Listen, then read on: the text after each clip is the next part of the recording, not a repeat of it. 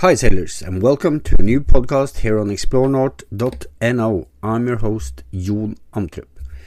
I'm back in Fredrikstad at my dock, just finishing off a little sailing vacation, surprise, surprise.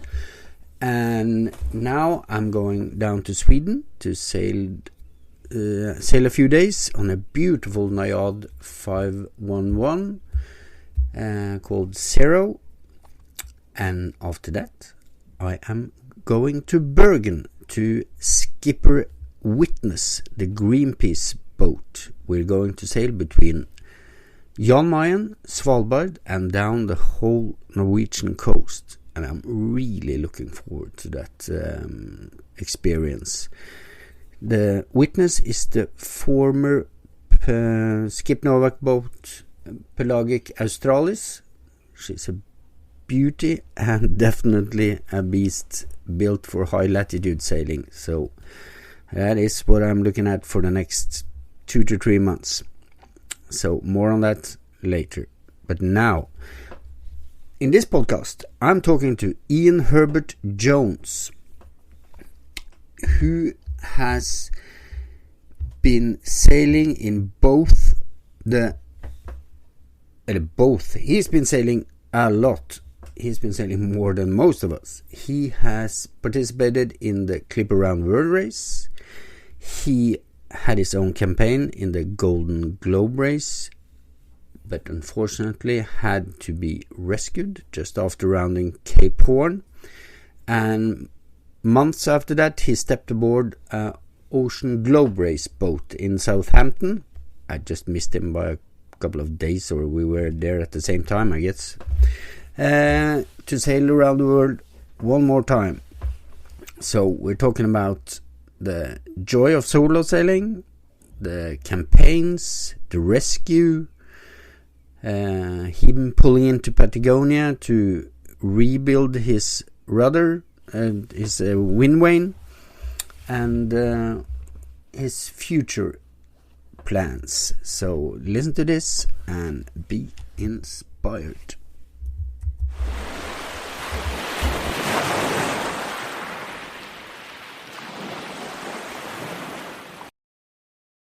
Yep, time for a new podcast. I'm at anchor down on the Swedish coast. Had my morning jump in the sea. And how about you, Ian? Where are you? Good morning. Yeah, I'm at anchor in the middle of the United Kingdom at the moment, on the border of England and Wales, at my farmhouse in Shropshire. So yeah, I've been ashore for a few weeks now. Yeah, but it's pretty much sailing from you wake up till you get to bed. Anyway. It felt like that, I must admit, yeah, because I've come back into the world, as I call it, and I've dropped into picking up on doing a whole bunch of bits and pieces of sailing on the south coast of the UK. But where I live, it couldn't be any further from the sea. No. So if you chose a geographical spot in the UK to be as far away from the sea as you can, you'd be where my house is, basically. But yeah, so this morning we've had a busy morning talking about sailing, everything from Volvo Ocean 70 to an Arctic research vessel, all before lunchtime. So it's been a busy morning. Yeah, it sounds like an interesting life, even if you're in a farm, on the farm. Yeah, on the farm, absolutely. On the farm. Well, it's the alter ego, isn't it? We all need multiple alter egos. So this is my other one. But the first time I saw your face, or not saw your face, but noticed you in the news where during the GGR. You have been you participated in the last edition. Yes, I did. Yes, yeah, I was lucky enough to take part in the 2022 edition, which kind of feels like a long time ago now, but wasn't really that long ago. So yeah, I took part in the GGR, which left in September 2022, and I got home from that in, I think it was May last year, May 23. After quite an adventure, I had quite an adventure on that particular trip. Yeah, and you sailed the Puffin, who took part in the first GGR. That's right. Yeah. So my boat was called Puffin, and Puffin had already done the loop once before with a guy called Istvan Kopa, and Puffin already had a reputation and a name and a following in her own right, which was wonderful. And the way I committed myself to the GGR, John, is I went to the prize giving of the 2018 race, which was in like May, June 2019. I met Istvan, and I basically sat in the cockpit with him, and he tried to get me drunk and then sold me his boat. So there you go. No, not quite true, but I shook hands on Puffin, and that was my sort of statement of commitment to myself and to the world, really, and stepped over the line. So, but did you go to the prize ceremony to buy a boat, or was that your goal? Yeah, of course. Yeah, of course. I didn't tell anybody that, but really, in the back of my mind, that was the idea. It was part of the way to commit myself, really. Yeah. So I went to the prize ceremony to meet everybody. I'd already kind of signed up with Don, but it was going there, and I wanted to see Puffin because I had a particular attraction to that boat. And if all the stars aligned, I knew I'd end up doing a deal and literally coming home with a boat. So I went to market with a cow, and I came home with 3 magic beans. And why did you choose Puffin? It's a Tradewind 35, right? Yeah, she's a Tradewind 35. She was a Tradewind 35. I had a soft spot for that type of boat. So, people that start to get interested in something like the Golden Globe are probably interested in those old-style long-keel boats, of which there's a certain number that qualify for the race. And the Tradewind is a boat that in the UK we've seen around. It's got quite a following, a traditional following. For many years, the Tradewind 35 was used by the Sea Cadets in the UK. So young kid, yeah, exactly. So it was used as a training boat, although it's only a small boat. So and I'd looked at them in the past. So I had a soft spot for Puffin and the Tradewind 35 design. So she's very flush decked, low coach roof, just incredibly solid, but also quite a volume. So if you're going to sail around the world non-stop by yourself, then you could be in a Nick 32, which is really small, or Tradewind, which feels like she's got a lot of space, a lot of capacity, and just really got that Land Rover of the sea type of feel about her. Yeah. And I liked that. So yeah, that was. I guess it was no more scientific than that. No. Sailors are seldom scientific. Emotional creatures. Right? Emotional creatures. Yeah, definitely. And you did some changes to her, didn't you? I especially liked that you added the third furler. That's right. Yeah. So it's again with boats, it's a classic thing. You think you're buying a boat that's ready to go, and of course you then spend 3 years refitting the boat. So and that's what happened to me as well. Istvan had built a great foundation, so structurally she was super solid. So without getting into the sort of boring details, like things like chain plates were amazing on Puffin. They were really well prepared and so on. But we still then went on and sort of evolved her. So you're right. The third furler, that was. So what I did is I put what might call a Solent stay. So there's a bowsprit and a forestay there, and then there's an inner stay for a Solent stay, and then we had the stay sail stay. And I ended up choosing to put them all on furlers, pluses and minuses. But it did work out to be quite a nice combination. So essentially, I could have a big reacher out on the forestay. I had a Yankee, high cut Yankee, like 100% on my stem head stay, and then a stay sail, and that combination was really good for the boat. So we did that. We refitted the boat. The truth is, we changed almost everything before we'd finished. We put a hydrovane self-steering system on her. I put new diesel tanks in her, new water tanks in her. You name it, we did it. She was beautifully prepared. We did a very good job. But of course, whenever you do this, it just eats time. It just absorbs a lot of time. So it used up a lot of our program. We re-rigged her actually. We put a new mast on her as well in the end. Cool. It would help us. You changed to hydrovane because as I remember, Istvan had some issues with his Wayne in the beginning, didn't he? He was furious. He did, yeah. There was a lot of talk about that, and something I won't get into. But I mean, he had one system, and his configuration on Puffin didn't work too well. That same wind pilot has been used by lots of other boats really successfully. So it's a great product. It just the setup on Puffin for Isfan was not good. I had the Hydrovane, and that worked very well. Although finally, it was that component that was really part of my adventure. But it's not that it's a bad product. It was just we've taken it to extreme places, and sometimes you get unlucky. So we put Hydrovane on the back, and then we put a very strong configuration for that. So we sort of customized the way that was fitted to the boat. Chain plates for drogues, watertight lockers, you name it, new electrical system, and so on and so on and so on. It was a big refit in the end. Yep. The GGR wasn't your first time around the globe in a sailing boat, was it? Yeah, no. So I've had a chance to go around the world with the Clipper previously, back in the day. That was I did a circumnavigation with the Clipper, which was fantastic. Hell of an experience.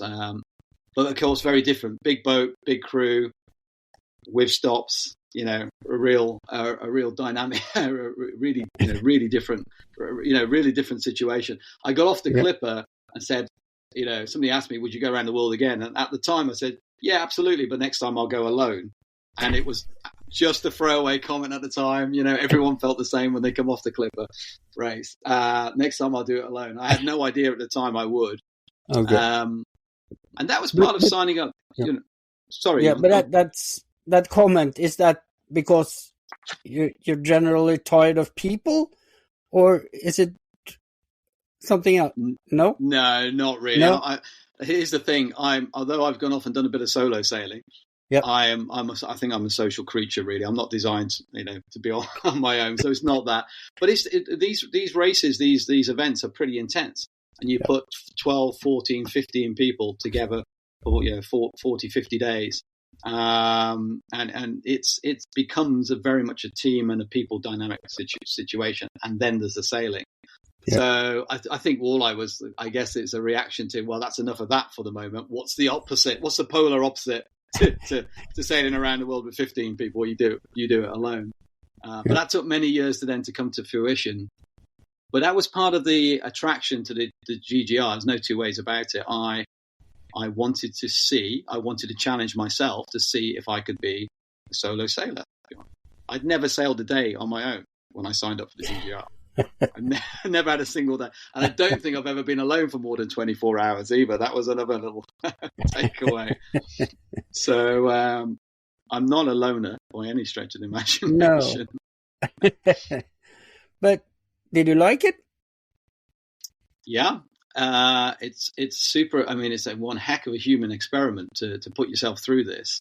Yeah. I did like it, John. And here's the thing. So I'd never sailed solo before. I've never really been alone for any long period of time. So I haven't been in, going off on adventure sports solo. It's not the kind of thing I've done. So all of that was going to be a real test. And I didn't know. I thought I would be fine. And the reality was I was fine. I was sure. And we talk about the race, the beginning of the race, it's emotionally difficult, it really is. But I think a lot of that is about the build-up. It's such an intense build-up, both the 2 or 3 years of preparation, race village, saying goodbye to everyone. It's a roller coaster, complete roller coaster of emotions. But once you've got over that, to be quite frank, I was fine. John, I could go tomorrow. And if anyone that knows me will let you know that I'm a pretty social character. So I switched into it really quickly, and there was a pureness to it, and something about the spirit of being out there alone is really special and probably very hard to get in day-to-day life. It's very hard to find that opportunity. So I enjoyed it. Cool. And the solo sailing scene around the world is it's not getting big, but it's getting bigger. We now have 3 different solo sailing events. Isn't it incredible? It's incredible. It is. And Don McIntyre and the Golden Globe race have definitely got to take some credit for that. Oh yeah. Because it's in the zeitgeist now. And I think what it is there must have been a time maybe in the 60s and the early 70s when folks were doing it, and then it became something only for the very, very special athletes, and the uber performance end of sailing. And I think what this has done is open things up. So now we have Don won't like us for saying this, John, but let's do it anyway. Like, we've got the Golden Globe race, we've got the Global Solo Race Challenge, and now we've got the World Star that's just been announced by the Royal Western. Yeah, absolutely. So how annoying was that the other day? Because we'd heard on the grapevine that was coming out, and then the press release came out. This will make people laugh. We're mid-July now, so it came out a couple of weeks ago. Yeah, and somebody, of course, sent it to me straight away on WhatsApp. And John, I just looked at her and went, shit. Now what I'm going to do? Because that's so, it's very, very tempting. And I think it's called the World Star, as opposed to the Off Star and the 2-star World Star. Yep. Yeah. So there's an increasing following for it, it would seem. And I think I guess where it comes from is it captures the imagination, because it strips us back to bare bones, doesn't it? Yeah. One woman, one guy, alone, not for a day, not for an afternoon, not around the cans in the bay, but for this and the extent of it. To be honest, to just cross to do an ocean on an Off-Star or something is amazing. To carry that on for months and months, is frankly crazy. Amazing. Yeah, looks kind of crazy, but okay. Let's get to the drama of it, because it didn't go unnoticed. Yeah. You just mentioned some of it later on with the hydro because you were closing in on Cape Horn. 2 parts, yeah. So you're on. So I suppose to cut to the end, my Golden Globe finished with me literally jumping off the side of Puffin onto a ladder of a Taiwanese fishing boat in the South Atlantic. Yeah. And being rescued. So that was the end. That was the end of my race. But before that moment, Puffin and I, we'd been at sea for 7 months. I think it was about 219 days in, and we had rounded Cape Horn, and we should have been on the way home. And I was when I got hit by a particularly nasty storm, and we were capsized, and we lost the rig and smashed the boat up, and it smashed me up a little bit as well. Yep. And I was we'd rounded the Horn at this point, and we were probably 1,000 miles east of, kind of northeast of the Falklands. Nearest landfall was South Georgia Island, so not a great option. South Georgia. And we can talk about that, but that was the end of my Golden Globe race. But I think what you were referring to there, just before that, I'd had an adventure going around Cape Horn itself. So we'd had a great trip. I took part in the Golden Globe race. The race word was definitely lowest on my priority. I took part for the adventure and the romance, to learn how to become a solo sailor, to circumnavigate the planet, to do it using astronavigation. These are all my building blocks. And the final thing, it was a race. That's kind of cool as well. Yep. Now, if I did it next week, I would do it differently. But that was my mission at the time. So we'd had a hell of a journey already. To get as far as 50 South, and then I found myself whatever it was, 6.5 months in, heading down towards Cape Horn. And what they say to you as you're approaching there, remember these old boats we're in, we're going slow, right? We're going so slow, and we can't run away from anything. No. You can't get away from much. And we got almost no weather information. At the time, we were getting some the basic weather forecasts from a gentleman called Peter Mott, Passage Guardian Radio out of New Zealand, over HF radio. So the Golden Globe race, you've only got HF radio, and you can only receive standard 24-hour weather forecasts, so you don't get a big picture. But there was a moment where it looked like I was going to drop down and get around the Cape Horn in a good weather window. But the point is, every day you spend down there is a day closer to getting hammered. It's not if, it's just when one of those systems is going to catch up with you, particularly at the pace that we're going at. Simon got caught out as well. I think everyone had a storm as they went down there. And it just so happens that I thought I had a good weather window, and I got right down to the continental shelf, so 50 miles off Cape Horn. I'd made my landfall to the small islands there. I'd found my lighthouse. Cape Horn was another 50 miles away. I knew where I was. And I got hit that night by a pretty nasty, and it was a storm. It was going to be a gale. Then it was, then it was whatever it was, but it was a lot of wind, John. And in that incident, I'm approaching the continental shelf, so it couldn't be a worse place, really. So the seas were pretty horrendous. But my issue actually was my hydrovane literally started to blow apart. So the top section of this unit, I was out in the cockpit. I often did a combination of having the wind vane steering, and I would help the wind vane. I used to call it helping the wind vane in heavy weather. So I was in the cockpit a lot, steering. And I look behind me, and the whole thing's literally coming apart in front of me in this gale. So next thing, I'm hanging over the back of could you imagine what the situation, anyone that sailed can imagine this a little bit. I don't know what the wind was. There was a lot of breeze, let's put it that way. And I'm hanging over the back of the boat, literally with my arms around my hydrovanes, hugging it, trying to unscrew the top section. Of course, the boat's, doing what she's doing. The seas are getting absolutely nasty. In order to save my steering system. And I did. I literally took the whole top section off. Of course, it's the middle of the night. The hailstones, there were bloody hailstones like golf balls coming down. I chucked all these components down below. I thought, okay, now I'm in real trouble because I've got no self-steering system. I'm on the continental shelf. I don't have, this system's hitting me really hard. I know I'm only a mile or two off the islands to the south of me, and I've got 60 miles to run to the Horn. And so I knew I had a problem. I had a real problem that night. So I was going to have a real problem. I've got no self-steering system. So I deployed a drogue, and that's the first time I'd ever put a drogue out. Yeah. So the story is here, I deployed a drogue. I actually put calls into GGR because effectively I had a problem. I had quite a significant problem. And I put this drogue out to ride out that night in the hope that the next day I was very confident I'd be able to put my hydrovane back together and carry on. So that was my plan. Yep. Unfortunately, in a few hours that the drogue was out, I went down to get some rest. And I don't know what other people's experiences, John, but just people that are into this sort of thing always are interested in drogues, no drogue, and so on. Yeah. So this was a Jordan series drogue. We had special chain plates built on puffin and a beautiful bridle put in place. And we'd learned all the lessons from the previous race, we thought. And you deploy this drogue, and people say, and it feels like the storm has stopped.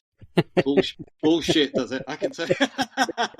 It feels like you've been strapped to a rodeo horse.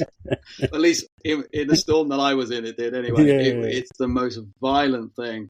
Because obviously this thing is taking load, right? And and the load's releasing, it's taking load and so on.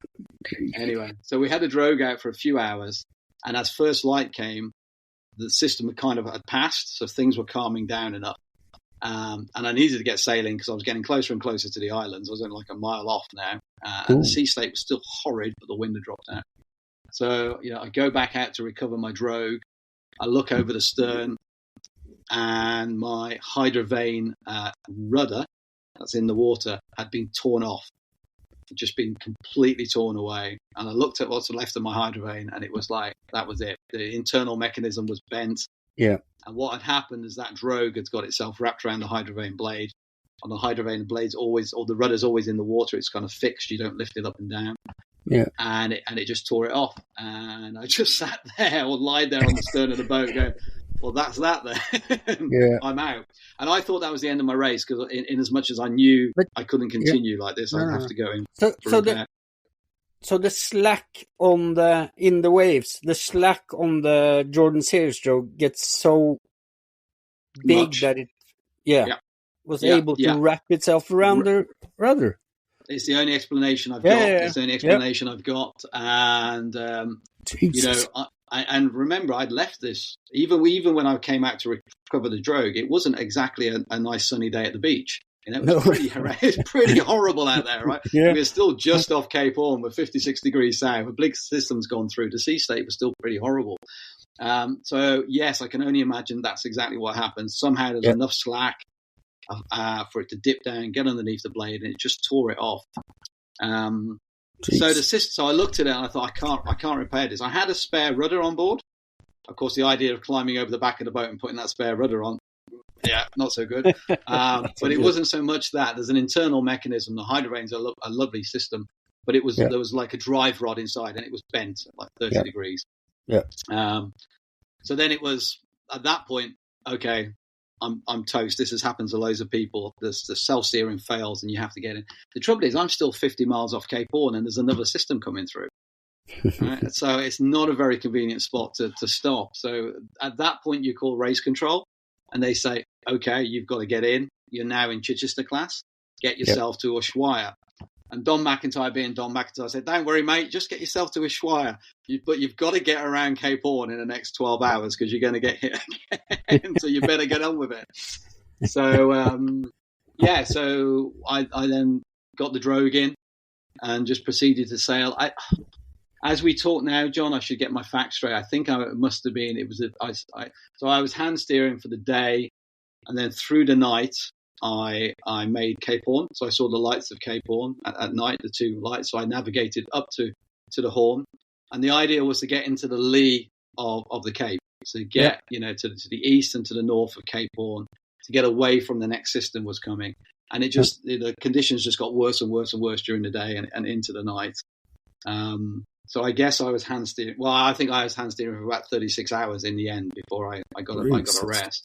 So it was a pretty horrible. The point was that was a real adventure, and I got super cold, super tired, and it was the most amazing experience to see those two lighthouses on Cape Horn. Yeah. And then in the morning, as you know, because I'm still out in the cockpit, the light comes up, and then I could see the Cape and everything. That was quite amazing. That is cool. But by that time, because I was now essentially out of the main race, I was allowed to have the emergency sat phone communication. Yep. So I, basically put a call into Don and put one call into Jade, who was my team manager, and said, I've got to get somewhere. I assume I'm going for Ushuaia. How the hell I'm going to get there, I don't know, because that's a long way up the Beagle Channel. It is. And of course, I'm hand steering by myself. I didn't know if my engine would work. By this point, that's another story. So I was suspicious that was going to be a challenge as well. But I'm still sailing at the moment. The beauty is that morning, the lights came up, and then the Horn was there. I rounded the Horn, and I spoke to my team manager Jade, and he says, "Hey, we've identified an anchorage. You need to get some rest. You need to be able to stop somewhere because this is going to be crazy. But we think there's an anchorage on the Beagle Channel. It's called on the island Isla Picton on an island, and there might even be someone there can give you a hand, and you can get stopped, have a rest, and get yourself to Ushuaia. And that was the plan. So I got behind the Horn. There's a series of islands there as you go up, and there's one large area, and then of open water. And I hove to for an evening, so, which is kind of crazy adventure in itself. I had to stop at some point.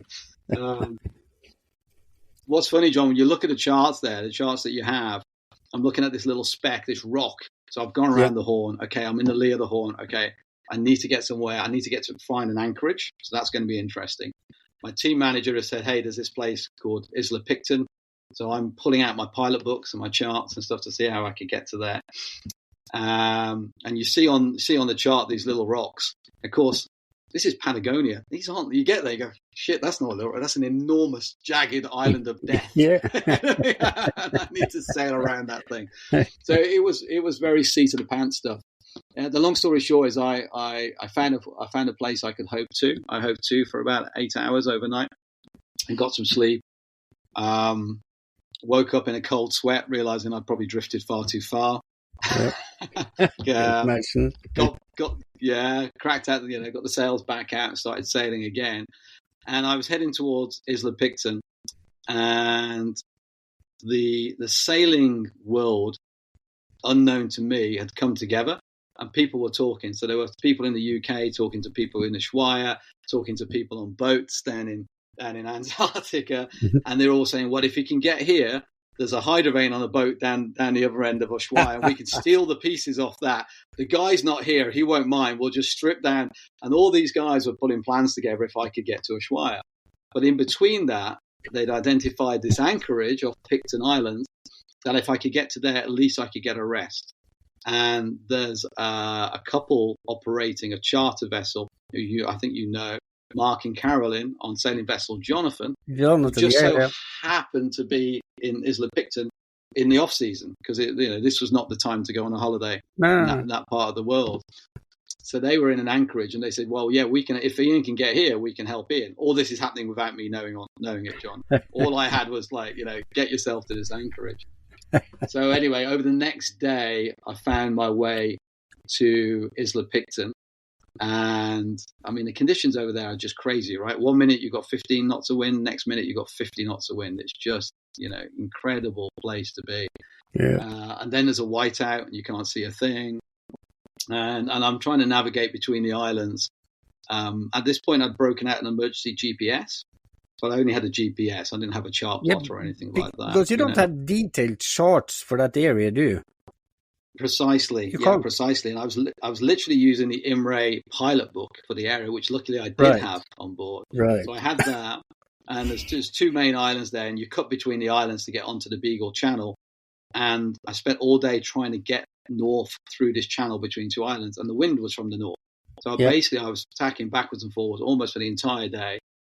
I then got in contact with Mark and Jonathan, and he says, "Look, the weather's going to change. It's going to go into the west. You'll be able to get through."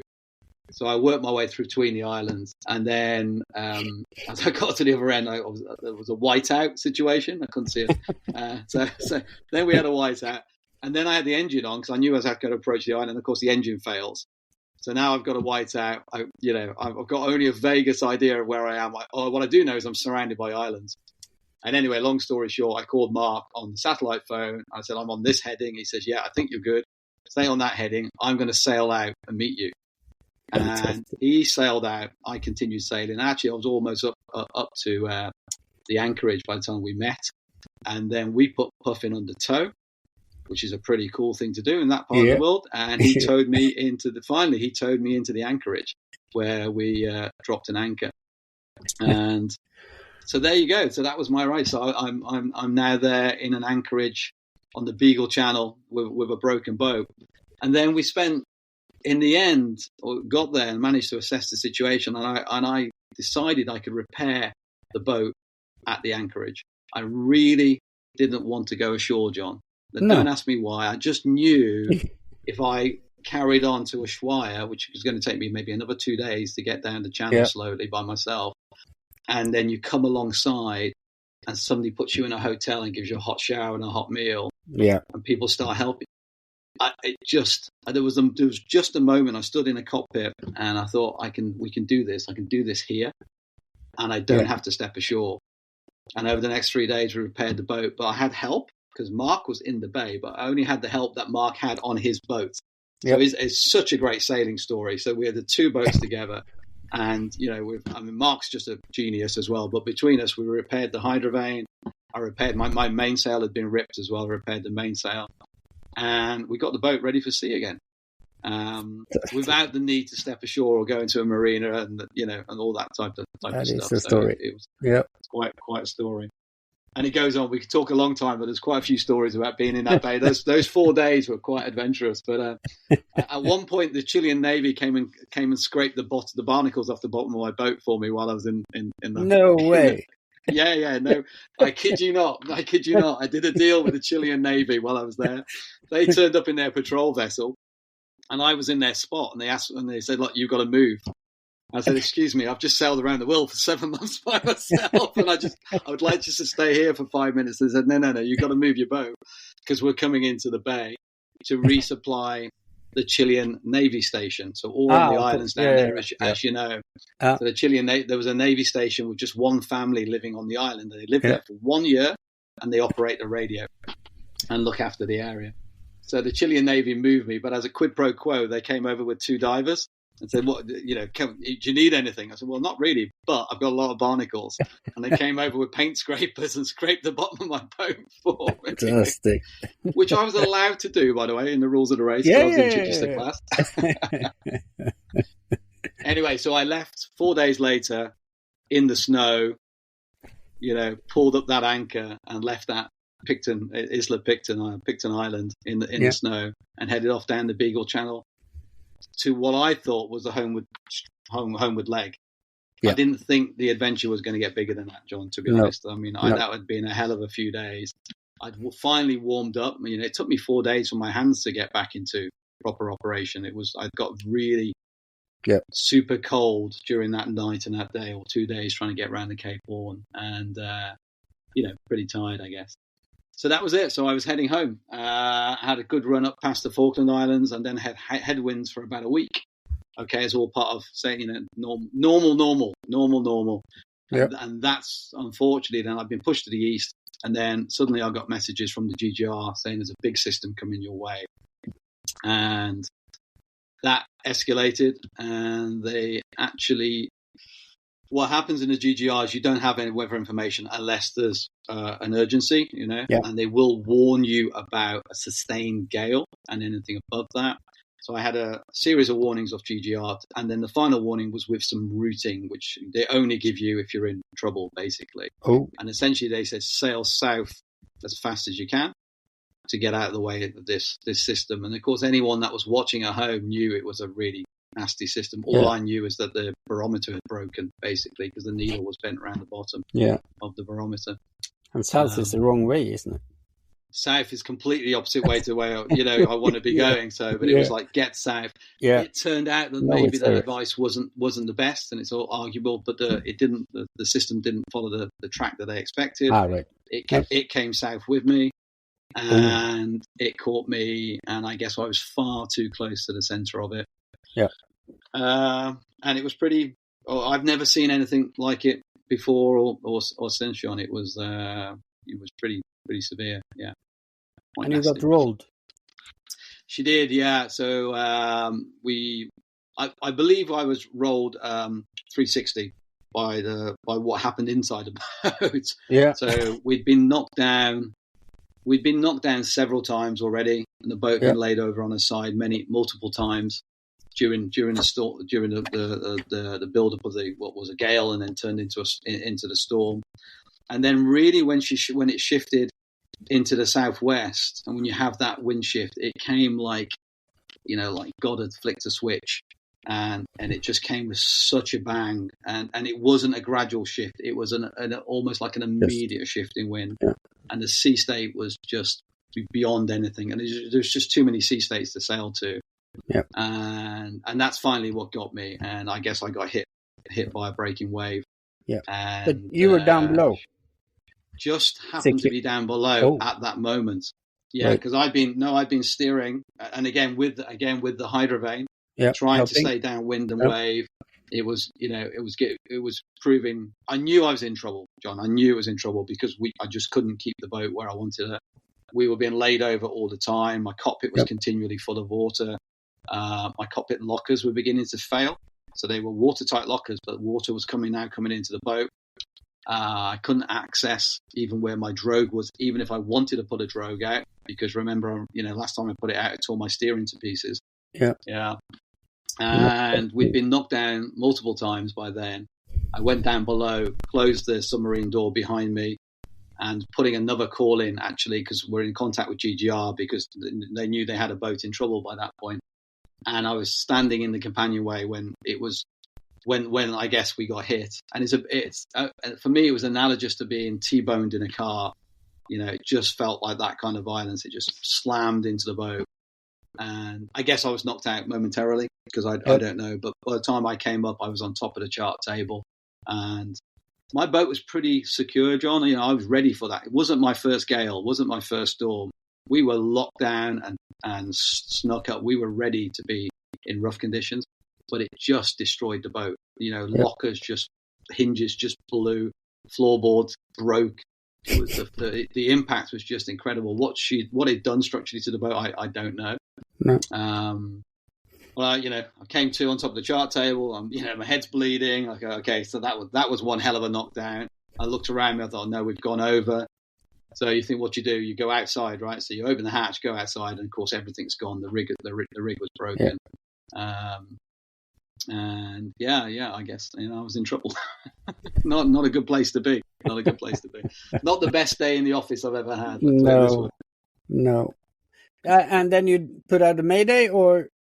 Yeah, we use the EPIRB system, which works amazingly well. So that all the GGR boats have got trackers on board, and they've all got EPIRBs, and EPIRBs in the grab bags, the EPIRBs in the life rafts, and so on. So set the EPIRB off. My sat phone had been destroyed by then, but eventually I got a second sat phone up and running to be in contact. And the Argentinian MRCC started to coordinate a rescue.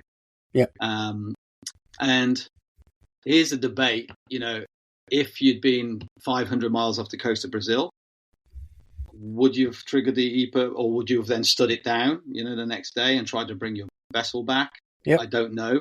At the time, do you know what? It's strange, John, because I've been asked before, and I think at the time my number one priority was to let the world know, and when I say the world, I mean my family and everyone else that was looking after me, know where I was and what was going on. I just needed, because I knew comms were going to go out, right? Because my batteries were flooding. I knew I knew I was going to go probably dark quite soon. The sat phone had been destroyed and so on. So it's not as if you're saying, come and get me immediately, but I need to let you know this is really bad. This is, because there was no EPIRBs off Cape Horn. We just dealt with the situation and so on. So, but this is an EPIRB, and that triggers a rescue. And the assumption is then you will be rescued. You're not going to change your mind or debate it. You're just going to get off that. You're just going to get off that boat. So So we that had been triggered. The Argentinian MRCC. It turns out we're coordinating the rescue, and it seems in the end quite a few bodies got involved. The Falklands government got involved. The Taiwanese MRCC were contacted because they had a fleet of the fleet of fishing boats out there. And it's an amazing thing. And of course, I know nothing about this. All I know is I'm getting a text message from GGR. And I think the first one was, vessel's been identified. It's 30 hours away from you. Right, something along those lines. Cool. And then the next one I've got was, no, vessels refusing to reroute. No one's coming. Yeah, so it turns out, I mean, it was, this system that I was in, this storm that I was in was pretty nasty, John. And I guess one of the things that tells you that was certainly the first vessel that they had identified basically said, no, we're not going there. So it's too risky. It's too risky. Yeah, absolutely. So it wasn't a straightforward situation. It was still pretty nasty. Then they identified a fisheries patrol vessel called the Lilybet, which is a Falklands fisheries patrol vessel. But it was a brand new vessel that was being delivered, which is quite interesting. So it actually hadn't been delivered yet. And that vessel was identified, and they'd agreed to go. And I'm in touch with the skipper still, which is really nice. And he was, all guns down, trying to get to my location. But he's written to me since and said they were really concerned about damaging the vessel. So this is a fisheries patrol vessel designed to be in the Southern Ocean, and he wasn't happy that he was basically breaking the owner's property, trying to come down. But they were coming anyway, one way or the other. But that time on the, obviously I'm still on the boat. I'm still in Puffin. Puffin's now become my life raft, But that was great news. What's the sea state at that time? I don't know. So it must have been, I think they tell me it must have been sort of 10, 12 meters during the storm or John, honestly, God knows. No, I've never seen anything like it, to be honest. But the sea state was moderating all the time. And 30 hours after the EPIRB was triggered, the sea state was down to about 4 meters. So pretty reasonable. But initially, after I got rolled and we'd lost the rig, I basically went into life, survival mode, essentially on board. and started to turn puffin into a life raft. And so, I make light of it now, but during the roll, one of my hatches had burst open, so there was a ton of water in the boat as well. So I've got water up to my knees. The first thing I did was looking to see have I got water ingress in the boat. So I turned my bilge pumps off immediately because, one, there wasn't going to be power to run them for many minutes. I knew that. Bilge pumps eat power. And I had a ton of water in there. And I essentially just went all over the boat to see, was I breached somewhere? And was I going to have to get into the life raft? The rig is slamming against the boat at the moment because it's broken at the first spreaders, as it always does. These rigs always seem to do that, and it's hanging over the side. So the rig is trying to bash its way through the side of the boat. Here's the other thing that I always think about. Just because you've been rolled and capsized and you pressure repurb, nobody's told the storm. It doesn't give a damn. It's still doing its thing, right? So everyone thinks, it stops, right? Because if you're in a car accident, once the car has crashed, it's normally stopped. It doesn't keep crashing. And I think at sea, the analogy is you just keep crashing, right? The crash hasn't stopped. So it was a super violent situation. So the first thing I did was make sure there was no water coming in the boat. I satisfied myself with that. I then started to get rid of the water that was in the boat. So I'm pumping like crazy. And really what I'm doing, John, is working out what the hell I'm doing with myself. So I'm sitting on the floor up to my waist in water on the manual bilge pump. I'm moving my arm. John can see me because I'm pumping here at the desk, pumping. And then I got to the point where I thought, okay, that's okay. Got no water in. This is under control. I need to go out and sort this rig out because the rig's trying to come through the side of the boat. Yep. And that was too early, John. I think, in hindsight, I tried too much and took too many risks too early, trying to cut the rig away when it was still far too rough out there. It was crazy. I deployed the drogue, which is another interesting side story. And my theory at the time was I was really concerned, although the rig was over the side and acting as somewhat of a sea anchor, the sea state was so bad. I thought I'm going to get rolled again here. If I get turned over again and again, then I'm in real trouble. So what can I do? So at that point, I could then actually access my drogue. I got the drogue over the back, and at least it brought the stern to the primary sort of sea state, if that makes sense. Yeah. And actually, in the end, I think that was a massive benefit. So although I was getting pooped all the time, so big seas landing on the boat, at least the stern was kept to the main sea state. Right. And there was probably 3 sea states running on, if not more. Yeah. And interestingly, when it came to the rescue, it also made the boat almost stationary.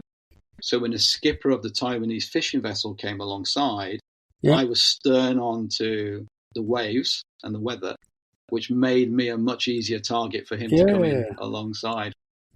So, top tip. If you happen to be in the Southern Ocean without a rig, consider deploying your drogue. And then I was proceeding to try and cut my rigging away, John. But every time I went out, I just got hammered. Yeah. My cockpit was full of water, and there was a point when I realised that the water outside was warm in the cockpit. So I'm in the cockpit; it was up to your waist, and I just knew that shouldn't be warm, and I must be getting cold. I was in dry suit, but I hadn't put a survival suit on because it's they're big things to move around in. Yeah. But I kept going out and doing a little bit of work. I'd sorted out my hatch, so I was trying to reduce the amount of water that was coming into the boat. The broken hatch, I'd got that locked down. I cut away a bunch of the rigging, and I got to the point where, and it sounds pathetic really because it took me so long, but I got to the point where I stopped the rig hitting the boat. So during the dark hours, the rig was still trying to come through the hull of the boat, slamming against the hull. Yeah. So I ended up being able to cut enough of the rigging away, so she was kind of free of the boat, and that problem wasn't there anymore. So really, I was kind of just working my way through a process. I couldn't stop. I didn't know when a vessel was going to get to me or how it was going to get to me. I didn't want to get into the life raft. That wasn't an option. No. I felt that wasn't an option. I still had my life raft. It was still attached to the boat, which is something, right? And it was only on the boat because I'd lashed it down like crazy. Yeah. The rig's gone. The steering system's completely gone. That had just been sliced in half by the rollover. So the castings had broken. So I was just working on a process that if no one eventually had come, I felt eventually I would have got rid of the rig, and I had enough components to put a jury rig together.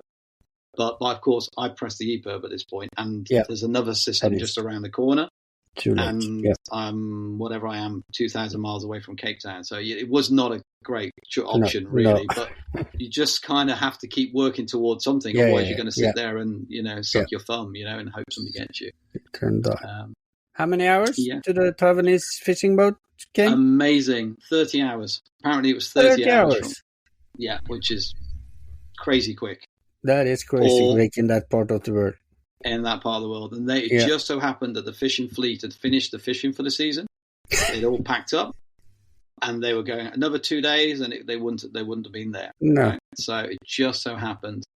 And they got him. I still don't quite know the series of connections, but essentially the Taiwanese MRCC had got hold of them, and they actually said, yes, we'll divert. And they diverted 3 boats, it turns out, or to come towards me, it would seem, which is, John, I don't know, it's almost unprecedented. You don't hear about fishing boats picking people up, right? You hear about big tankers and that type of vessel. Yeah.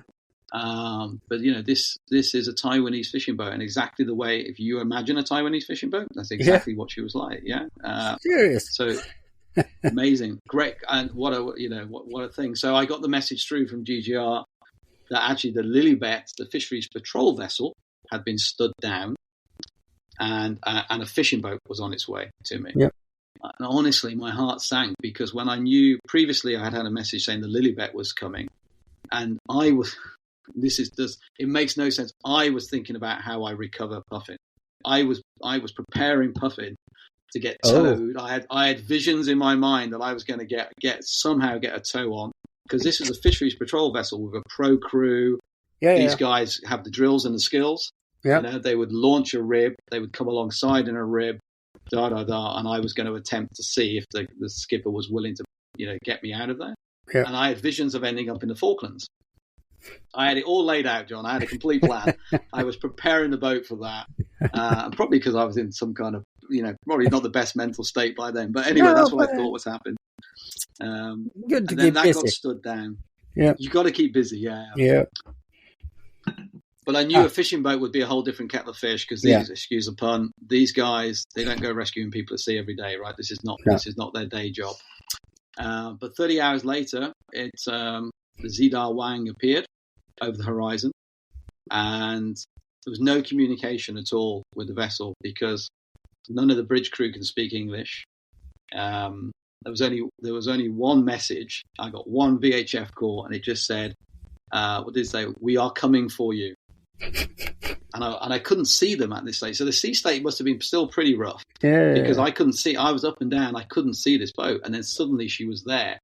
And the Zidar Wang came alongside. So it was a pretty strange situation, because I had no communication with them at all. I was on the VHF trying to talk to them. Nobody would talk to me. All I could see is this 70-meter steel monster coming down towards me. And the skipper did a fantastic job. He went beam onto the seas. I was stern onto the seas because of my drogue, and he dropped down the vessel down onto me. So sailors can picture this dropping down, like you might drop down onto a man overboard situation, but boat to boat.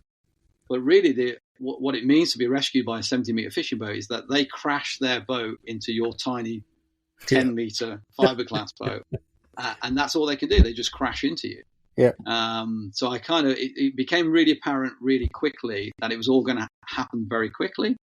They were going to hit me, or if they thought it was too dangerous, I knew the skipper would pull out and then go around and maybe try again, or not even do it. So I had no real firm idea if the rescue was going to work, because I couldn't speak to anyone. All I could see is the crew on the deck and this boat coming down. So it was all eyeball to eyeball communication until she was on top of me. And funny enough, there was 46 crew, I think, on board, and I think 45 of them were on the rail of the boat, all with their full gear on, their life jackets on, their helmets, all prepared, and most of them shouting all at the same time to me as this boat was coming down. No comms, no ladder, no scramble net over the side, no idea what their plan was at all, other than the boat. Within the next few seconds, this boat's going to hit me. Oh, shit. And it's going to hit me on my stern. Yeah. And I actually thought, John, that they might sink me. I actually thought I could just see my hydrovane punching through the stern, and another 2.5 minutes later, I was going to be underwater. So I prepared my life raft, not over the side, but my lashings were off and so on, because I thought, well, my last step is I'm going to have to get into this life raft when these guys have sunk me, or they're going to turn away and not come, and I'm back to where I was. So I look at looking at the deck, and there's one older guy shouting at the other guys, and I thought, that's the bosun. Make eye contact with the bosun. And he did. He made eye contact, and then we, gestured lines, and he threw lines to me, and eventually we got a line on the bow, and then the boat swung off, and I'm shouting them to give me a second line so I could put a line on the stern so I could come alongside her. They got a second line to me, and it was horrendous, John. It's like everything I'd worked for 3 years was getting smashed to bits, smashed against the side of this boat. And then eventually a ladder appears, one of those pilot ladders, because I'm still thinking, how the hell am I getting off this thing? Because there's no light, what are they thinking I'm going to do here? How the hell do I get up the side of this 70-meter, long fishing boat? And eventually a ladder appears, and it hits the cockpit, the boats move away, and I picked a moment and jumped. And they pulled me out. But I left without anything. I just left with what was connected to me at the time. I had a little sort of day bag on my back. I had my comms bag over my shoulder with my VHF and my EPIRB tracker in, because I thought I was getting into the life raft next, right? And everything else I'd prepared down below, it just didn't seem to be time to go. The idea of going below to grab all your logs and stuff, this all happened very, very quickly. And I honestly thought there was only one option, one chance. Yeah. So anyway, and then before I know it, I was on the deck of the fishing boat with all these guys. And then they cut Puffin away, and she went. She went. Yeah.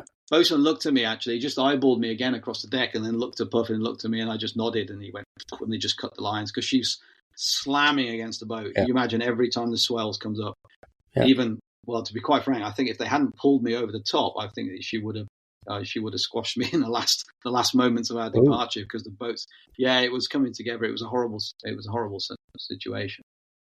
Jesus. Well, yeah. When that boat is everything, it's a family member to me. It was a real, it was really like losing. I know I don't want to be melodramatic, but it was a real loss. Yeah. It broke my heart, to be honest.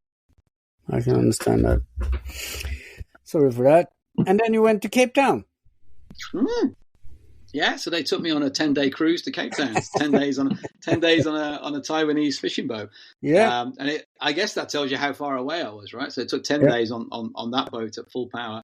They dropped me off in Cape Town, and I was back ashore with my Cape Town family, Rianne and Karen Smith, who picked me up and took me into the Royal Cape Yacht Club and bought me breakfast, and that was it. I was back home. Well, kind of home. On my way home, anyway. On your way home. And sailors usually start thinking about the next project as soon as they get onto shore. So it might be a little bit different for you, but what were your thoughts on that Taiwanese fishing boats about your next sailing venture? I was making plans because I had nothing else to do. So I had 10 days on the fishing boat. So the day on the Taiwanese fishing boat starts at 6 a.m. Yeah. And then you have your first bowl of rice, breakfast, and it runs through to 6 a.m. So the alarm goes off at 6. You wake up, and by 6:05, you're eating rice and squid for breakfast. And then everyone's, they're all busy boys. And within 10 days, I felt like I was part of the crew. I was all over the boat, down in the holds, and they were amazing. They were amazing, but it did give you time to reflect, of course. Yeah, and it was a bit like pressing pause. John, what was strange was I had 10 days with these guys. They never asked why, they never asked what, or any of that. It was just pure, we picked you out to sea. You're one of us now, and they just looked after me. The moment you get to Cape Town, the world wants to know why, what, wherefore, what's the story.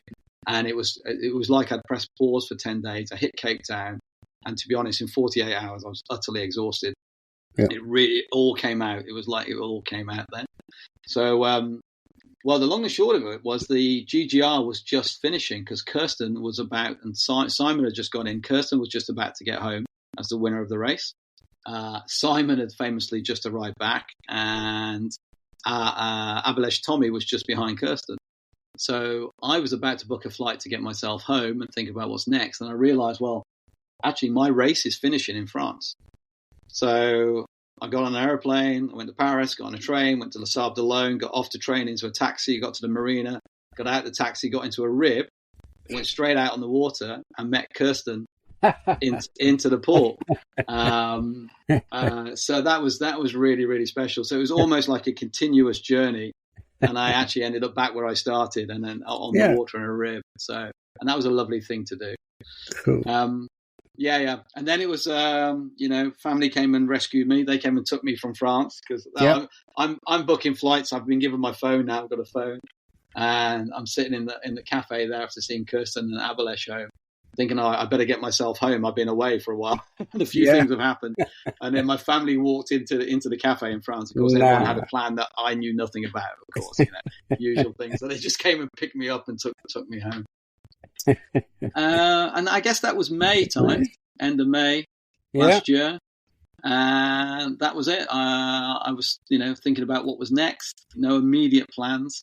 John, did I go and do some sailing? I did actually. Yeah, I went off and did some sailing in Denmark. And then I went to a little bit of. I got invited along to the stopover the ocean race. Ah, right. Yeah. And I went and did a couple of talks about what had just happened in the GGR. But it was, it was quite it was a real juxtaposition, right, to go and see those ocean race guys and with the Amokas and the VO65s. Yeah. So I'd done that, and I thought I was going to go back to the normal world for a while. And then I went down to Southampton for the weekend to wave goodbye to the guys going off on the Ocean Globe race. Yeah. Which is, the Ocean Globe race is the stopping race. In fact, you were there, weren't you, John? Were you there I was there with Isbjørn just a few days. I sailed her into Southampton and That's it, yeah. left. Yeah, so we might have been there at the same time. So I literally went down. There was a race village for the Ocean Globe race, which is the Whitbread revival type of race. So it's a race around the world with big boats and Another big crews Don with stops. McIntyre. Another Don McIntyre. And because it was a Don race, I knew Tapio and Mark Sinclair, who both had boats in the race, who were part of the GGR. So I'd gone down to wave them goodbye on the Saturday.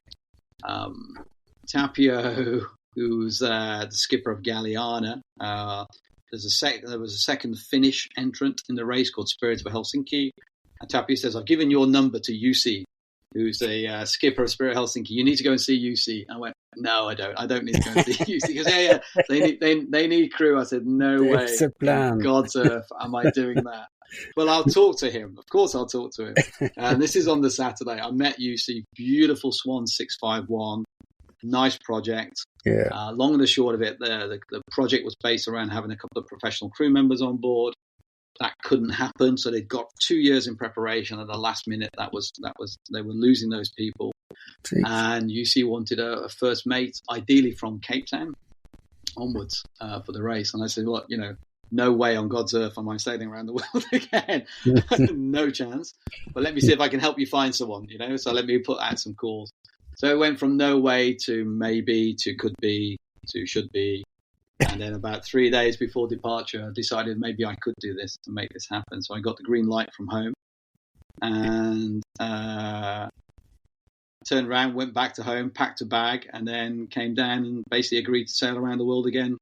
I think with about 4 days' notice. I think I had 4 days' notice before we left the following Saturday. That's got to be some kind of record. It's pretty close, I think. It's pretty damn close to some kind of record. 4 days. 4 days notice, John. That's plenty for anybody, right? To make their minds up. Of course. But what was interesting about it was the Spirit Helsinki project needed someone for the beginning of leg 2 onwards from Cape Town. But Ian Herbert-Jones, there's no way I could do 2/3 of a circumnavigation. So I said, if I'm going to do this, I have to leave with you this Saturday and do the whole thing. Partly because, the first leg is my shakedown with you guys to see what I let myself in for. That's the truth. Professionally, that's the truth of it. But also, there's no way I'm going to do 2/3 or 3/4 of a navigation. That's not the deal. You just done that. Just done that. Well, I'm going to do that again. So I like to think I've done 2.75 circumnavigations. But so that was the Ocean Globe race, which was again amazing. So solo, and now you're on a crew of 12. Yep. Big and a big boat, beautiful big 651, 65-foot Swan. Great crew of people. Slight issues, everybody on board is Finnish. Yep. It's a completely Finnish project, and just one lucky charm Englishman. So in the mix, which they have to keep explaining. And I joined them to be their first mate and sort of navigator and so on. Yeah. So, did you learn Finnish? Mitavitwa. Right. No idea. Which, no. It depends how PG rated we are. It just means what the F. Of course. So, when things get stressful and everyone on board was speaking English, which is fantastic, and that was the agreement. But of course, nobody sticks to that. And there's plenty of times when everything turns into Finnish, and I'd stand there at the mast and I just look backwards and forwards and say, "Look, mitavitwa." And they go, "Oh, sorry, Ian," and switch back into English, so I knew what was going on. Cool. But that was an amazing project. Great team of people, and another 8 months away, I guess, and another 30,000 miles, and second time around Cape Horn in 12 months. So that was amazing for me to do that. That was very lucky to do that. Yeah. And did you see it this time too? Yes. Yeah. Saw it both. Yeah, absolutely. Yeah. We had a really good rounding. Nearly missed it. A little bit of a navigational error maybe on my part. Put us a bit too far south of the Horn. It's a long story. Crew change. Should have jibed earlier. Didn't do the jibe. Blah blah blah. Yeah. Anyway, long story short, I thought we weren't going to see it because the weather was pretty rubbish. We had I don't know, about 35 knots blowing, but there was a lot of rain and low cloud. And we were almost sailing north towards the Horn, actually. So we took a bit of an odd course, if you look at us. I was kind of determined that the guys were going to see Cape Horn. And I thought, we're not going to see this, not going to happen. Because loads of boats have been past and not seen it, of course, in the night or whatever. That's perfectly normal.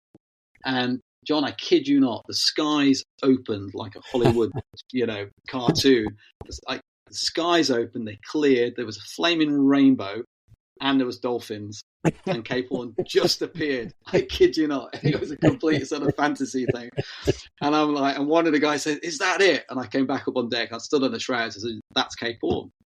And then about 3.5 minutes later, I had 12 drunken Finns on the back of the boat all celebrating their Cape Horn. I said, and Eustace go, "Look, we've still got to sail this boat. We need a jibe." And I'm like, "Yeah, we'll be okay. We'll be okay, Eustace.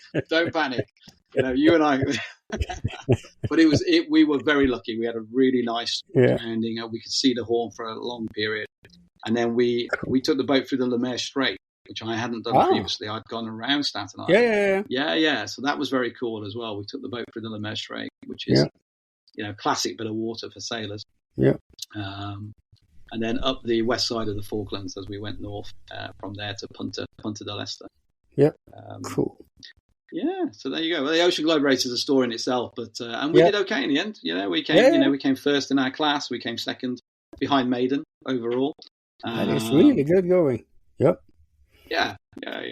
She was a beautiful boat, and we got lucky sometimes, unlucky other times, but it was, a big learning experience again as well. Going solo, and then suddenly we got a crew and a very mixed dynamic. The Ocean Globe race is not about pro crews; it's about anybody. Again, who puts the time and the effort in, and obviously you've got to act professionally.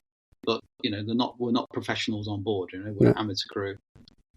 And we're doing it without the technology and the weather routing and the information that you'd have today. So you've got all of those challenges as well. Yeah. So you've been on shore for a few months now. What's the next? Yeah. What have you been brewing on? So there's two answers to that question. One, I've got to pay all the bills that I've created over the last 2 years, so I've got some debts to pay. So one part of my life, I'm going back to my normal corporate life, but probably in a sort of like a freelance mode, John. And then I'm trying to create time for whatever the next project might be. And the next project could be a couple of things, but when I spoke to August Sandberg on 59 North the other day, just to mention a competitive podcast, On the Wind it's called, he said, "What are you doing next?" And I'm looking behind me now as I'm talking to you, because I tidied up my office, and I pulled out a couple of books that were on my desk, and this is one of the books by some guy called John Amthrup, about sailing in high latitudes. So I said, well, I've got this on my desk. He goes, I know what you're going to do. So it's not completely clear yet, John, but I think I'm torn between two things. I'm very, very tempted to do another race event, whether that be solo or double-handed. I'm really, really attracted to that. But it's just a race. Yeah. Right. And that's a bit easy. Maybe that's a bit easy. So the other half of me, and I think this is where I'm going, is I'd like to go and learn a little bit about the high latitudes, more than I've done so far. And I would like to put together a project, probably 24 months out from now, which involves both the north and the south, if I can do that. That would be cool. No, it could be cool. So yeah. At the moment, I'm just in a point where I'm just talking to everybody. I do have an idea.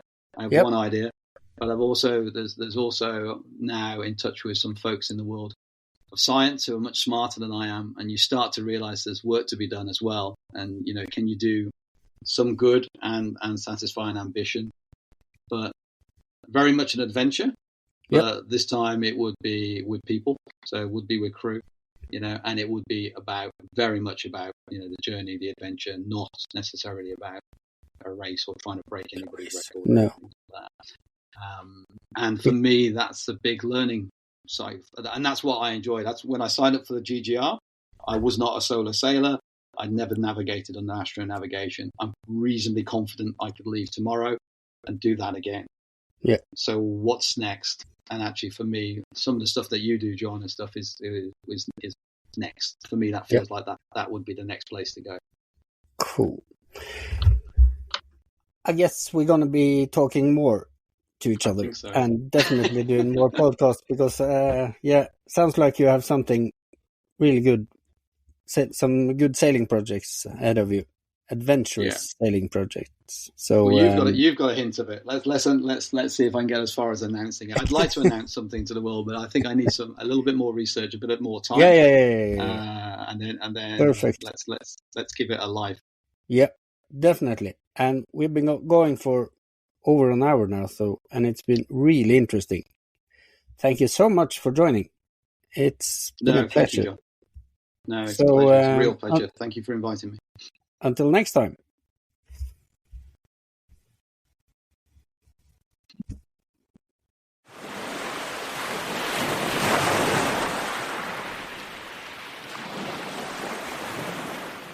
Hi again, sailors, and thank you for listening to this podcast. You will find more podcasts on explorenorth.no, both in Norwegian and in English. If you want to know more about sailing in cold waters, I can highly recommend, without blushing, the book I wrote together with Bob Shepton. It's called, surprise, surprise, High Latitude Sailing, Self-Sufficient Sailing Techniques for Cold Waters and Winter Seasons. It covers pretty much everything you need to know to get out sailing the whole year round and sailing to remote places in the world. You'll find it. You can buy the book on explorenorth.no, on Amazon, or have your bookstore order it. If you're interested in Svalbard, I also wrote Sail to Svalbard. You can buy them at the same places. So please don't hesitate to contact me if you have any questions at all. You'll find me on explorenorth.no. In the meantime, go out sailing.